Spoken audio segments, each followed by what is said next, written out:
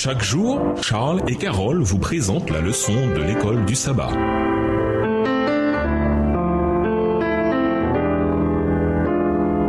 Bienvenue dans votre émission. Dieu nous parle. Nous voilà à la leçon de lundi, la femme au puits. Lisons Jean 4, les versets 7 à 15. Comment Jésus se sert-il de cette rencontre pour commencer à témoigner à cette femme? Jean 4, les versets 7 à 15. Une femme de Samarie vint puiser de l'eau. Jésus lui dit: donne-moi à boire, car ses disciples étaient allés à la ville pour acheter des vivres. La femme samaritaine lui dit: comment toi qui es juif me demandes-tu à boire, à moi qui suis une femme samaritaine? Les juifs, en effet, n'ont pas de relation avec les samaritains. Jésus lui répondit: si tu connaissais le don de Dieu et qui est celui qui te dit donne-moi à boire, tu lui aurais toi-même demandé à boire et il t'aurait donné de l'eau vive. Verset 11. Seigneur, lui dit la femme, tu n'as rien pour puiser et le puits est profond. D'où aurais-tu donc cette eau vive? Es-tu plus grand que notre père Jacob qui nous a donné ce puits et qui en a bu lui-même ainsi que ses fils et ses troupeaux? Jésus lui répondit: quiconque boit de cette eau aura encore soif, mais celui qui boira de l'eau que je lui donnerai n'aura jamais soif. Et l'eau que je lui donnerai deviendra en lui une source d'eau qui jaillira jusque dans la vie éternelle. La femme lui dit: Seigneur, donne-moi cette eau afin que je n'ai plus soif et que je ne vienne plus puiser ici. La haine qui régnait entre les Juifs et les Samaritains avait empêché la femme d'offrir à Jésus de quoi se désaltérer. Mais le Sauveur cherchait la clé de son cœur et avec le tact qu'engendre l'amour divin, il sollicita une faveur au lieu de lui en offrir. S'il avait fait un présent, il se serait peut-être heurté à un refus, mais la confiance engendre la confiance. Extrait du livre Jésus-Christ, chapitre 19, page 152, écrit par Ellen G. White. Comme lors de sa rencontre avec Nicodème, Jésus sait ce qu'il y a dans le cœur des gens. La femme est étonnée qu'un juif demande un tel service à une samaritaine. Jésus réagit en allant droit au but. Si tu connaissais le don de Dieu et celui qui te dit donne-moi à boire, c'est toi qui le lui aurais demandé et il t'aurait donné de l'eau vive. Jean 4, verset 10. La réponse de la femme ressemble à celle de Nicodème qui avait demandé: comment cela peut-il advenir? Jean 3, verset 9, au sujet de la nouvelle naissance. Elle demande: tu n'as rien pour puiser et le puits est profond. D'où aurais-tu donc cette eau vive? Jean 4, verset 11. Dans les deux cas, Jésus leur montrait les vérités spirituelles transcendantes dont chacun des deux, l'un un éminent maître juif et l'autre une femme samaritaine de moralité douteuse, avait besoin pour entendre et comprendre. Dans les deux cas, Jésus leur disait fondamentalement la même chose. Ils avaient besoin d'une expérience de conversion. Quel est l'arrière-plan vétérotestamentaire de cette déclaration de Jésus sur l'eau vive? Lisons Jérémie 2, le verset 13 et Zacharie 14, le verset 8. Jérémie 2, verset 13. Car mon peuple a commis un double péché. Ils m'ont abandonné, moi qui suis une source d'eau vive, pour se creuser des citernes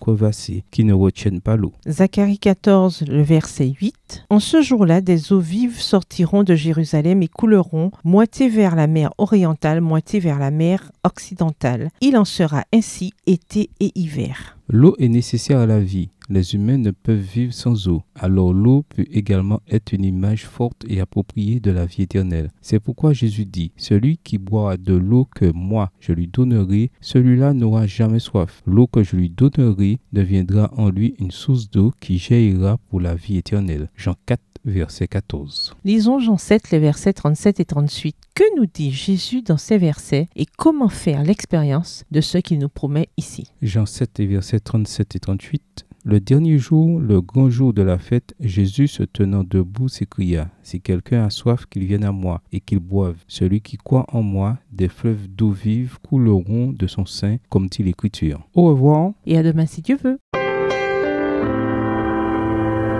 Dieu nous parle. Chaque jour, Charles et Carole vous présentent la leçon de l'école du sabbat.